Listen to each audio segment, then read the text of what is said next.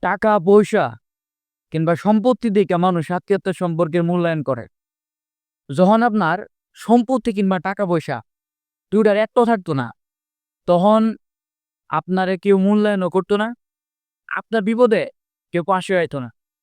আমার কথাগুলো আপনি নিজেই একটু পরীক্ষা করে দেখবেন।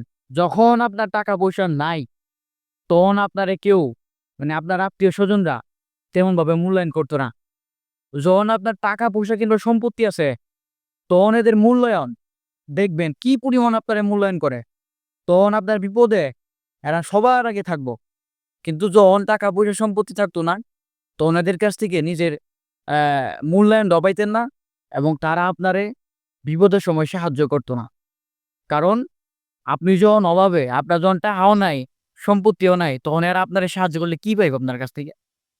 আপনারে যাইয়া টাকাটা দিব আপনার পিছনে, এটাই তো তুইলা আনতে পারতো না।